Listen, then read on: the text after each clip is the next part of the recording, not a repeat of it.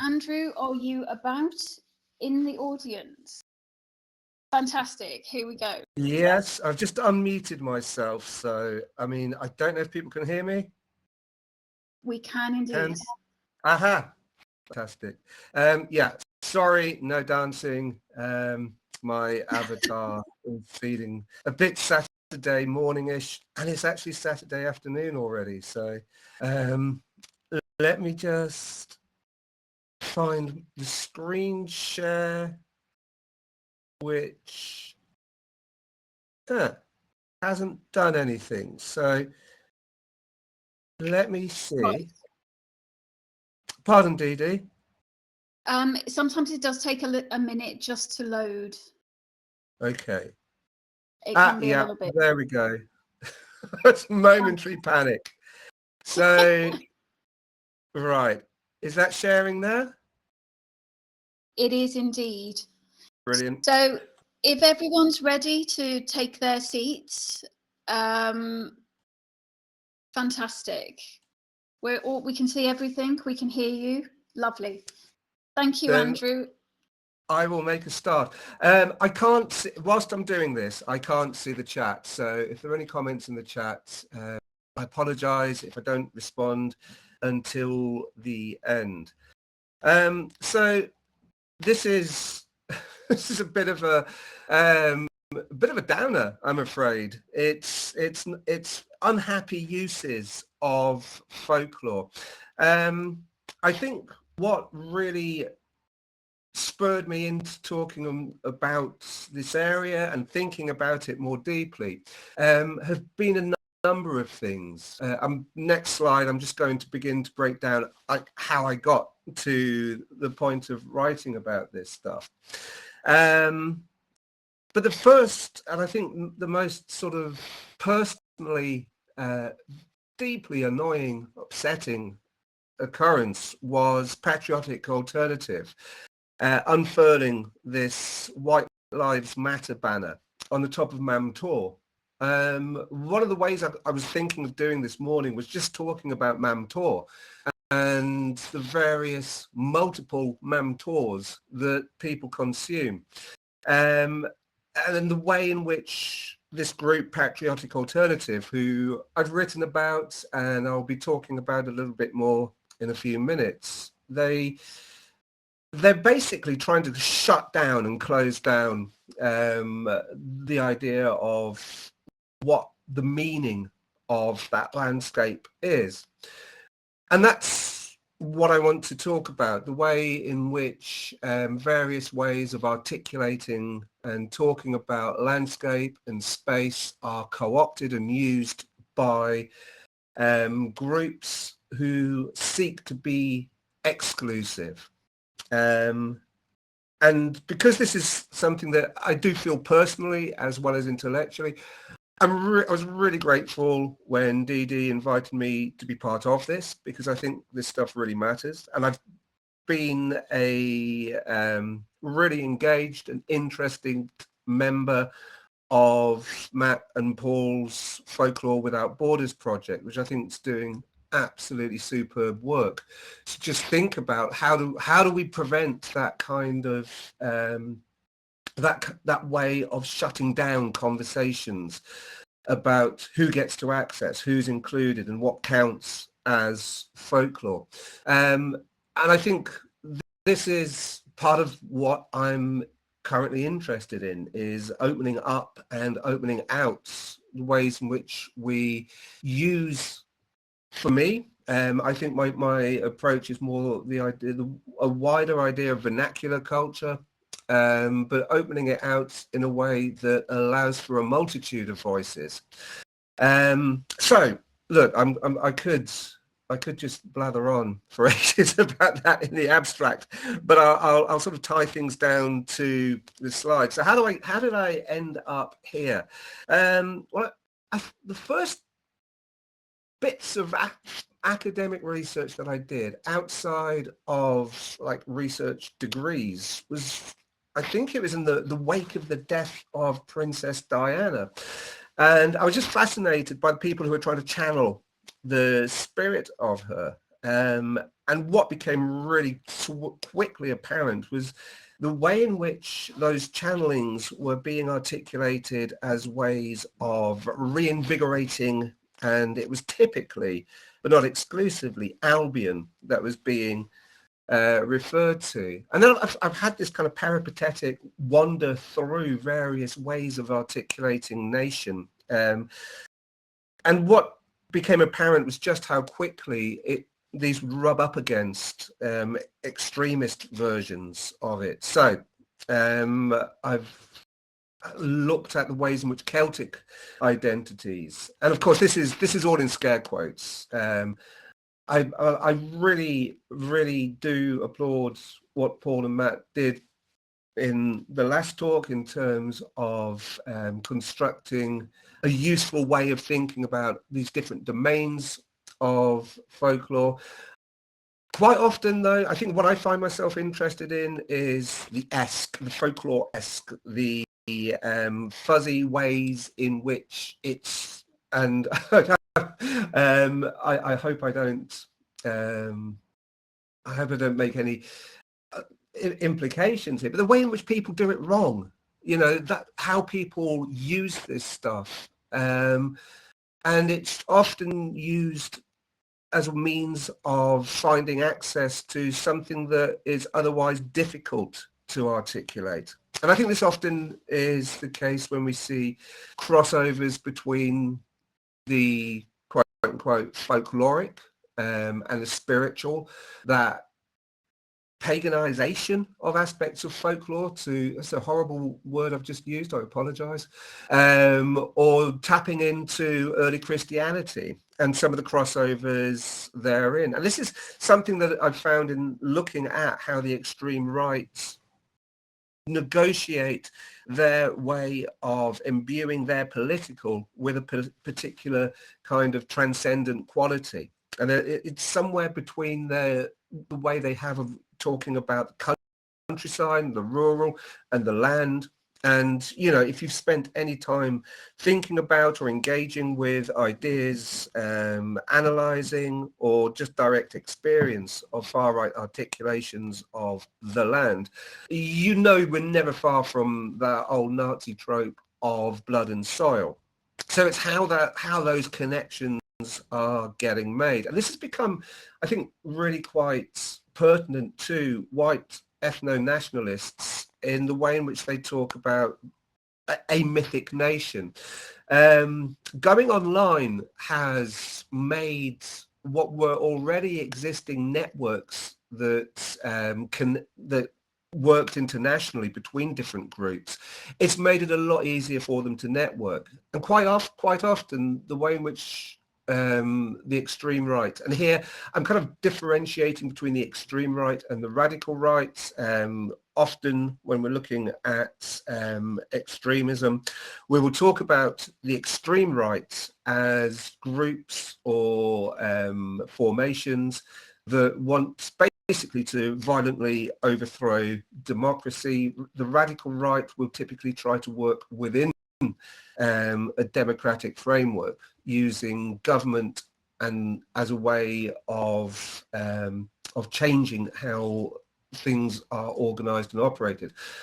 I've just seen a delivery person delivering something, so quick decision, I'm going to ignore them. I'm sure they'll put it around the side of the house, fingers crossed.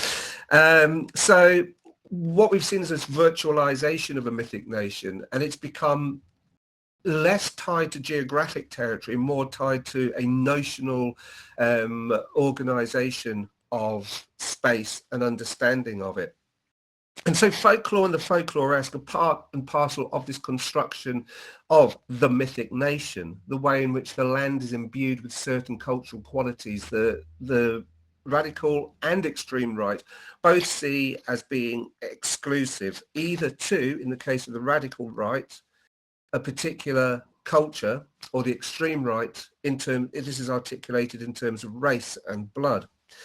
And this is something that has been quite a useful strategy to the far right, in that they have targeted the cultural since probably the late 60s 60s, early 70s onwards as an area for increased activity. There's this idea of the nouvelle droit, which I will return to, which has shaped, certainly in this country, we saw the transformation of the BNP from basically a group that were quite happy to use street violence with a few nods towards wider acceptance to becoming, tragically, in my view, an electoral force in the early 2000s with over 50 council seats and 2 MEPs. And this is part and parcel of a shift in strategy and a shift toward using culture. So why am I framing this in terms of, as I do, religion, whether we're talking about implicit or vernacular religion, not organized religion, but the kind of the sacralization, this process of sacralization in kind of ill-defined ways. Because, and part of my argument is that often people use religious ways of doing religion or being spiritual in quite ill-defined ways. I think, Matt was talking about kind of a pick and mix approach to identity or culture.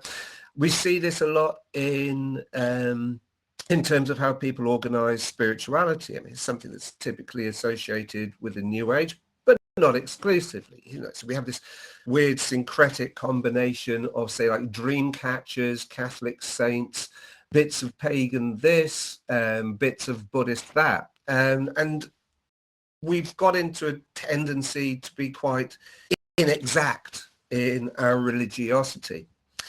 And what I'm kind of looking at is the way in which we use religious forms to demarcate spiritual spaces. And this is kind of like in sociology, what I'd call standard Durkheimian division between the profane and the sacred. And the sacred space is marked off as different from other forms of space. And we can see this happening in the realm of politics. So we see where particular spaces are marked off as being special to people. In an English context, Mayhew, and again, I've got contact details at the end. Drop me a line if you want a copy of these slides, and I'll send you like the references that I'm referring to here. But Mayhew talks quite interestingly about the landscape in England being this meeting point of religion, politics, society, culture, and values.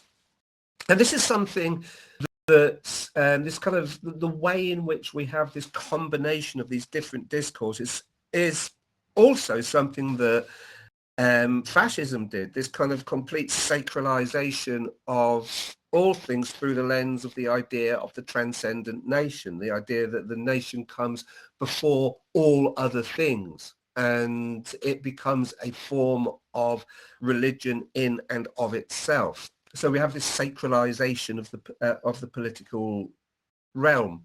So where we're dealing with an idea of the sacred within the land, this is something that fascism is kind of ready for, because this is part of their project to make the nation as a whole this sacred space.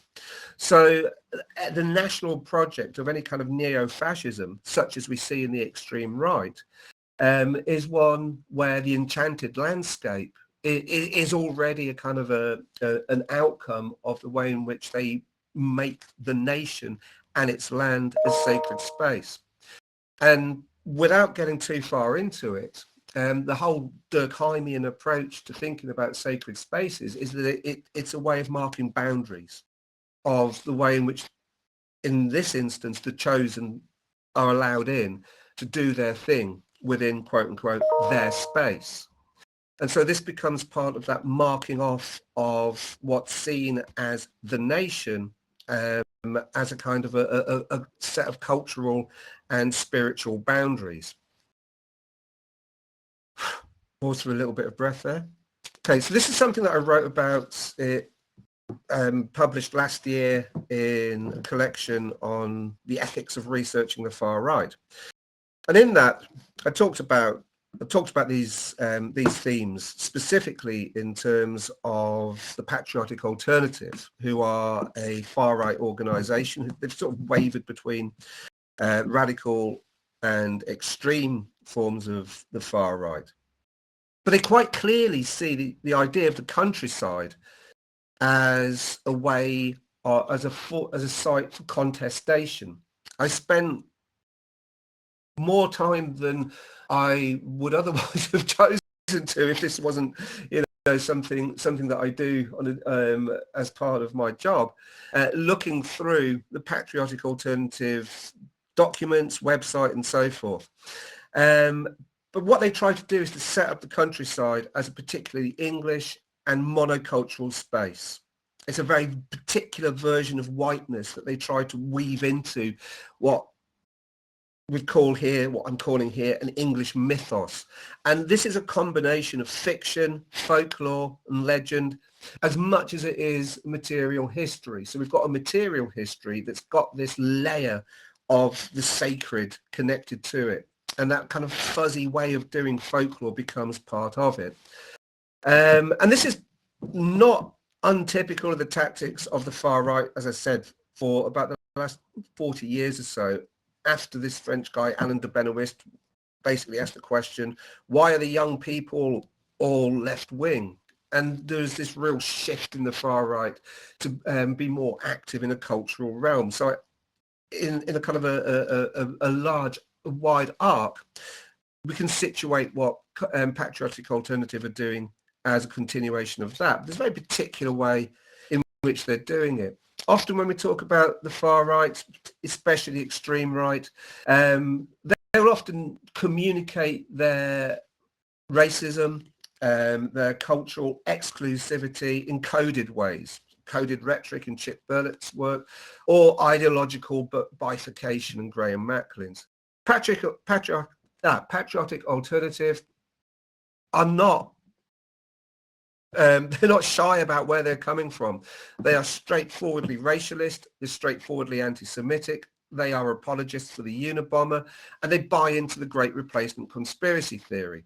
The latter inspired, or is part of the inspiration in the manifestos of Anders Breivik and Brenton Tarrant, who, if you don't know them, were white nationalist terrorists who between them killed about 140 people in Norway, New Zealand.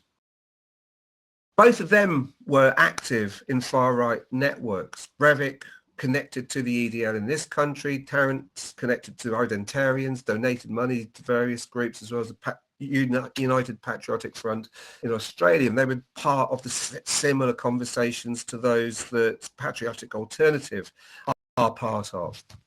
So when does folklore come into this? Because you may think, well, we're getting deep into some areas of neo-fascism and the extreme right. Well, Patriotic Alternative ran a folklore on Friday, not an unfamiliar concept to a number of people here, I suspect, and that ran for over a year, about a year and a half.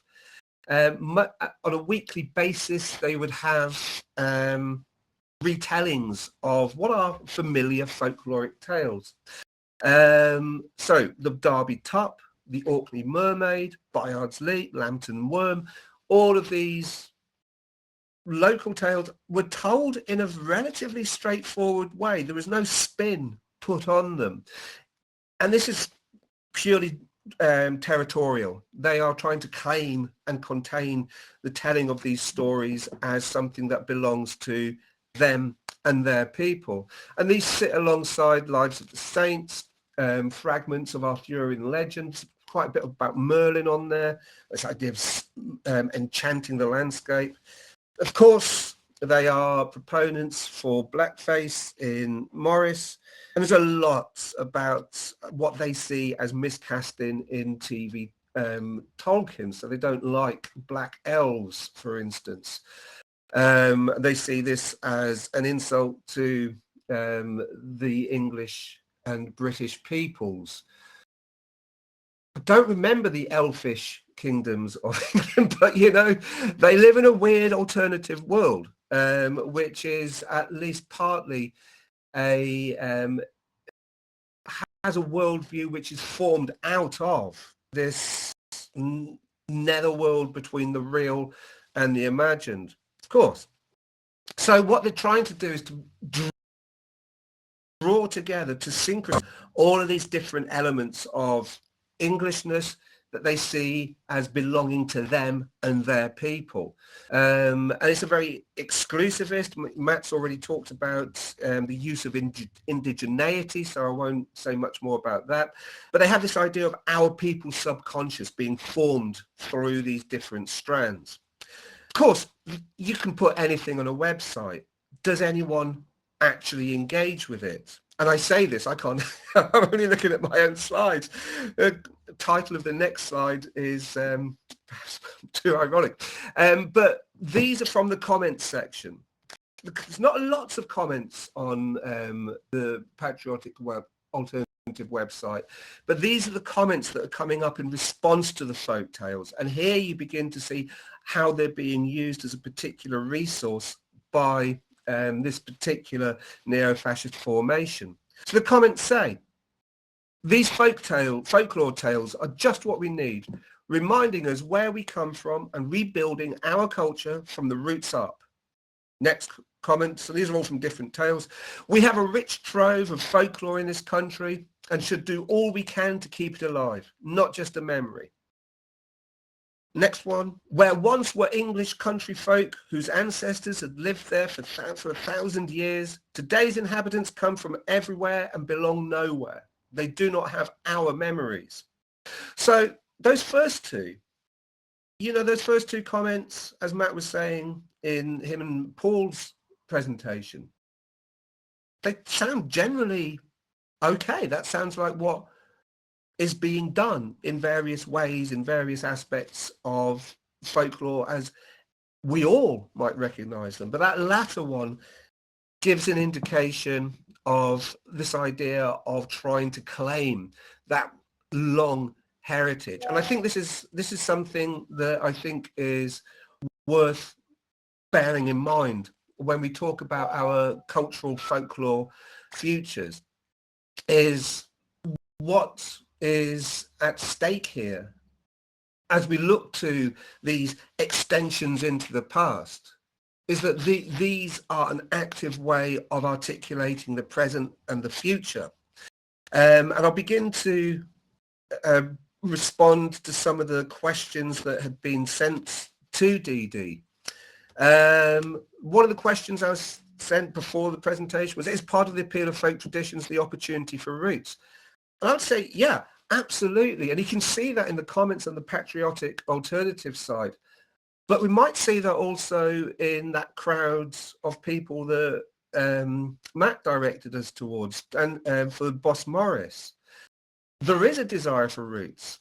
Is it simply about that kind of white nationalist space?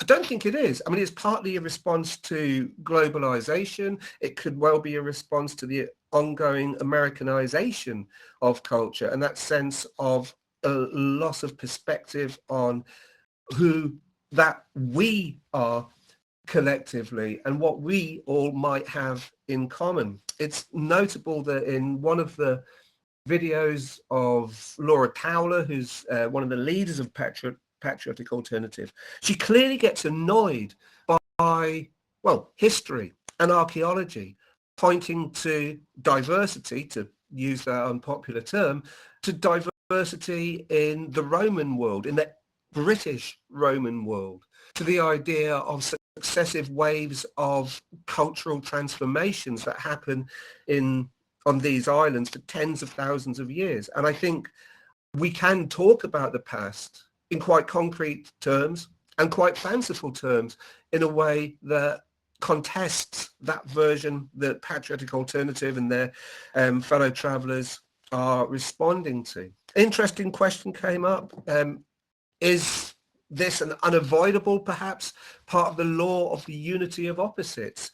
And does any collective necessarily, if we are to pursue the idea of a project of nation, are going to be those people who want to police the borders?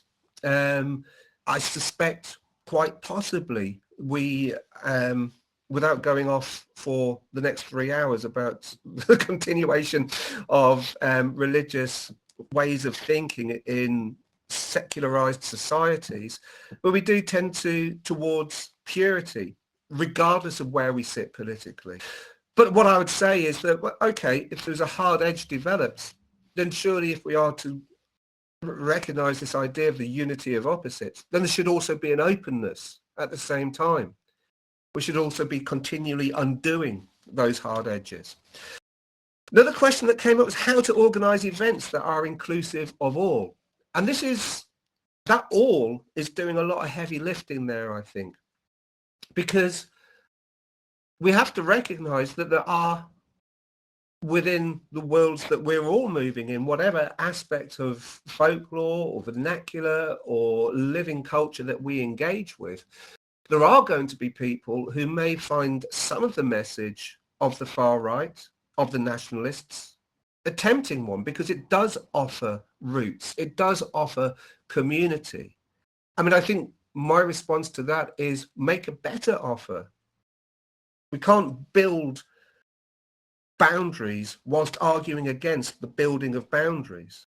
So my response there is to break bread and to share stories, but to share stories that open up the possibility of that shared cultural future. I didn't watch the timings. I'm sorry if I have blathered on over time. If people want to get in touch with me, that's my email address. More than happy for people to email me. That is my Instagram tag, and I'm more than happy for people to get in touch with me there. If I'm perfectly honest, I'll probably notice that before I notice a work email. So more than happy, as I said, to engage with people, however you want to get in touch with me. Fantastic. Thank you so much, Andrew, for handling such a difficult topic for us. I think a lot of people find it really difficult to talk about things like this. So we do really appreciate you bringing that today. It's not something a lot of people would feel able to talk about. I know I really struggle to talk about these things. So thank you so much, and so much fantastic information there as well. So yeah, if we could do a round of applause, that would be excellent. Thank you. Thank you. These are difficult conversations. I mean, I think that is the bottom line. These are difficult conversations, but it's not a case of if we ignore them, they'll go away. That we know that we're seeing an increased belligerent nationalism that we have to respond to somehow if we want to challenge it. Anyway, I'll stop. I could go on and on. Absolutely. Thank you so much. We are close to time now, so I really appreciate you including the questions there. That was lovely. I know the person who asked that will be some of those will be really pleased.